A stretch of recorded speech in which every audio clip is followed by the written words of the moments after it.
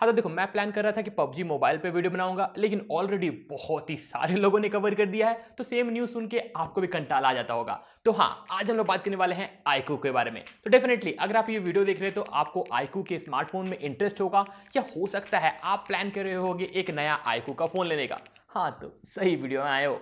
तो कैसे हो, सब सही है? तो आज हम बात करने वाले हैं आईकू के स्मार्टफोन्स के बारे में। मतलब फ्यूचर में ना आईकू का प्लान बहुत ही ज़्यादा बड़ा है, स्मार्टफोन्स बहुत ही सारे आने वाले हैं। लेकिन सबसे बड़ा क्वेश्चन ये उठता है कि अभी आपको आईकू का फ़ोन लेना क्या सेफ होगा? मतलब कैसी कंपनी है, क्या फ्यूचर प्लान्स है, कैसा आपको सर्विस सेंटर में एक्सपीरियंस मिलेगा, या आफ्टर से सर्विस कैसा होने वाला है, वो सभी चीज़ों के बारे में हम लोग बात करने वाले हैं। तो हाँ, तो अगर आपको हल्का सा डाउट है आईकू के ऊपर, मतलब कैसी कंपनी है, क्या आपको मिलने वाला है और कैसा मिलने वाला है, तो वो सब हम लोग आज के वीडियो में डिस्कस करने वाले हैं। मतलब रिसर्च करके आज मैं ये वीडियो बना रहा हूँ। हाँ, रिसर्च मैंने किया है, आपको वो देखने को मिलेगा। तो वीडियो में मजा आए तो वीडियो को एक लाइक करना।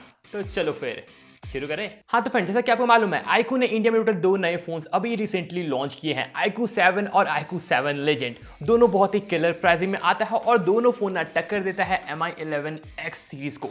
मतलब हाँ, दोनों फोन बहुत ही ज्यादा एग्रेसिव प्राइस में आता है। हाँ तो फ्रेंड, बात करते हैं आईकू के बारे में। तो बहुत लोग को आईकू के बारे में मालूम ही नहीं कि आईकू कौन सी कंपनी है, कब इंडिया में आई और क्या क्या आपको आईकू की तरफ से देखने को मिलता है। तो देखो, आईकू ना इंडिया के अंदर लॉन्च हुआ था 2020 के अंदर फरवरी में। जी हाँ, फरवरी में आईकू का पहला फोन आया, Iqoo 3। फोन डिसेंट था, लेकिन प्राइसिंग ज्यादा होने के कारण इतना ज्यादा पॉपुलर नहीं हो पाया। और हाँ, आईकू एक नया ब्रांड था तो ट्रस्ट इशू भी आ गया था। लेकिन हाँ, आपको मैं बता दूं, आईकू ना वीवो का एक सब ब्रांड है। जैसे कि ओप्पो का सब ब्रांड रियलमी है, शाओमी का Mi और रेडमी है, वैसे ही वीवो का सब ब्रांड आपको आईकू देखने को मिलता है। मतलब बैक सपोर्ट आईकू को वीवो ही देता है और वीवो के ही फैक्ट्री में आईकू का फोन बनता है, या आप बोलो तो असेंबल होता है। हाँ तो फ्रेंड, बात करते हैं आईकू से पहले वीवो के बारे में। मतलब वीवो ने आईकू को कैसे लॉन्च किया। आपको मालूम है, वीवो बहुत सारे फोन लॉन्च करता है, मतलब हर कैटेगरी में आपको वीवो का फोन मिलता है। मतलब बहुत सारे ऐसे फोन है वीवो का जो आपको ऑफलाइन में टारगेट किए जाते हैं, उसमें प्राइस ज्यादा होता है, स्पेसिफिकेशन कम होता है। लेकिन बहुत सारे ऐसे फोन है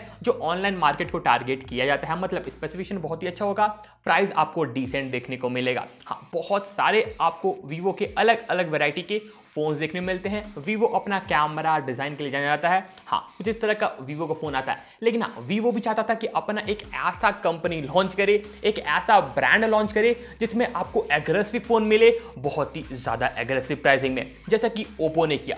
ओप्पो ने अपना एक सब ब्रांड लॉन्च किया रियलमी, जो एक एग्रेसिव ब्रांड आप बोल सकते हो, जो सीधे सीधे टक्कर देते हैं ना रेडमी को, शाओमी को आप बोल सकते हो। जैसे शाओमी का रेडमी सब ब्रांड है ना, वैसे ही ओप्पो का सब ब्रांड रियलमी लॉन्च हुआ था। और कुछ उसी तरह वीवो ने आईकू को इंट्रोड्यूस किया। देखो, आईकू के स्मार्टफोन का ब्रांड का मोटिव वही है कि बस आपको एग्रेसिव प्राइसिंग में कमाल का पावर डिलीवर करे। मतलब हर फोन आईकू का आप उठा लो, उसमें प्रोसेसर तगड़ा होता है। हाँ, अभी बस 3 ही स्मार्टफोन है, लेकिन आईकू के जितने भी फोन लॉन्च हुए हैं ग्लोबली, सभी में आपको बहुत ही तगड़ा पावर मिलता है और बहुत ही ज्यादा एग्रेसिव प्राइसिंग के साथ में आता है। मतलब प्राइस टू परफॉर्मेंस रेशियो में आईकू का फोन्स को टारगेट किया जाता है।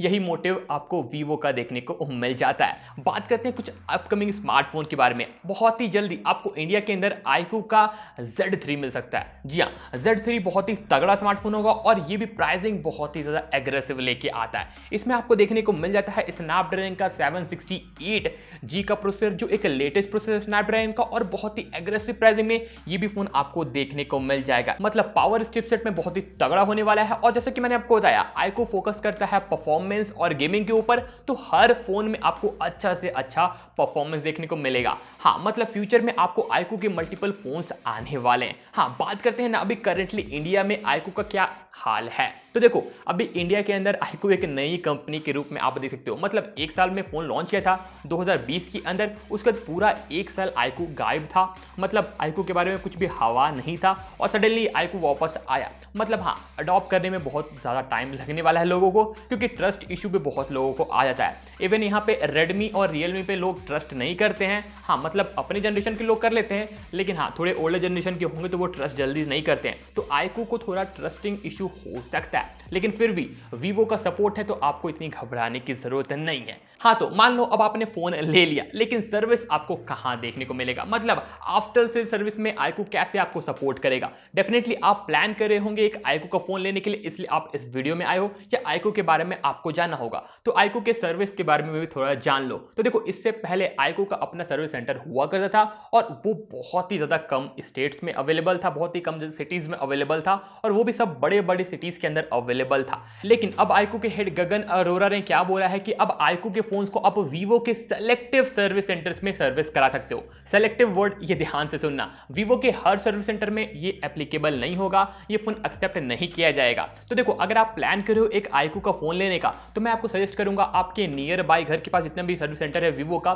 तो आप उसमें कॉल करके पूछ सकते हो कि हाँ वो अभी iQOO के फोन को सर्विस करेंगे या नहीं करेंगे, क्योंकि फ्यूचर प्रूफ उसी से फोन होगा। क्योंकि आफ्टर सेल सर्विस परचेस के बाद बहुत ही ज्यादा काम आने वाला है। अगर फोन में कुछ भी गड़बड़ होता है, कुछ भी मतलब इलेक्ट्रॉनिक्स चीज है यार, कुछ भी गड़बड़ हो सकता है, तो आप सर्विस के लिए कहां पे दौड़ोगे। मतलब फ्लिपकार्ट अमेजॉन तो बस 7 दिन तक साथ निभाएंगे, उसके बाद आपको सर्विस सेंटर ही दौड़ना पड़ेगा। तो हाँ, इसलिए मैं आपको सजेस्ट करूंगा कि आप सबसे पहले पूछ लो अपने नियर बाय वीवो के सर्विस सेंटर में कि वो iQOO के फोन को एक्सेप्ट करते हैं या नहीं करते हैं। अगर आप किसी बड़े शहर में रहते हो, जैसे मैं करेंटली अभी बैंगलोर में रहता हूं, तो यहाँ पे बहुत सारे वीवो के सर्विस सेंटर है, किसी ना किसी में वो हो ही जाएगा। मैं कॉल करके आपको सुनाने वाला था, लेकिन कॉल नहीं कर पा रहा था, क्योंकि कॉल करने पे वो लोग बोल रहे थे कि भाई अभी लॉकडाउन चल रहा है, 11 तारीख के बाद कॉल करना। हाँ, तो मतलब वो रिप्लाई नहीं दे रहे थे, और एक बंदे ने रिप्लाई दिया कि हाँ आप आ सकते हो, लेकिन 11 तारीख के बाद आप आओगे। तो हाँ, कुछ इस तरह का आपको सर्विस एक्सपीरियंस मिल सकता है अगर आप iQOO के फोन को लेने का सोच रहे हो। हाँ तो फ्रेंड्स, अब बात करते हैं क्या iQOO का फोन अभी लेना सही रहेगा, कैसी ब्रांडिंग है और क्या आपको प्रॉब्लम्स हो सकते हैं फ्यूचर में। तो देखो, जहां तक मेरे को लगता है प्रॉब्लम्स इतना नहीं आने वाला है।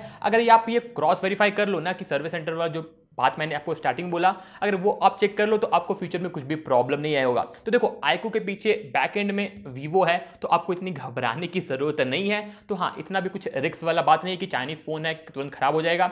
वीवो भी चाइनीज फोन है, लेकिन सब ब्रांड है, वीवो का बहुत ही नाम हो गया है इंडिया में, तो हाँ आप iQOO को भी कंसीडर कर सकते हो। और iQOO जिस प्राइस टू परफॉर्मेंस रेशियो में फोन डिलीवर कर रहा है, वो मेरे को पर्सनली बहुत ही एग्रेसिव लगा। मतलब iQOO का 7 Mi11X से ज्यादा बेहतर मेरे को लगता है, और iQOO 7 लेजेंड ना आपको Mi11X Pro से मेरे को बेहतर लगता है। मतलब सभी का कंपैरिजन वीडियो ऑलरेडी मैंने बना के रखा है, अगर आपने चेकआउट नहीं किया है तो कार्ट में आ रहा होगा। हाँ, तो मतलब फोन बहुत ही ज्यादा तगड़ा iQOO ने लॉन्च कर दिया है। हाँ, कुछ इस तरह का आज का वीडियो निकल के आया। कुछ भी आपको इन्फॉर्मेटिव लगा तो डेफिनेटली इस वीडियो को एक लाइक करना हमें मोटिवेशन देने के लिए, और हाँ सब्सक्राइब कर दोगे तो वो बहुत ही ज्यादा अच्छा होगा, और घंटी बटन को भी बजा देना। कोई भी सवाल से जो किसी फोन से रिगार्डिंग, तो आप कमेंट कर सकते हो, मैं आपके कमेंट का इंतजार करूंगा। तो ठीक है व्यूअर्स, मिलते हैं अपने ऐसे किसी नेक्स्ट वीडियो में। Thanks for watching, hi fi.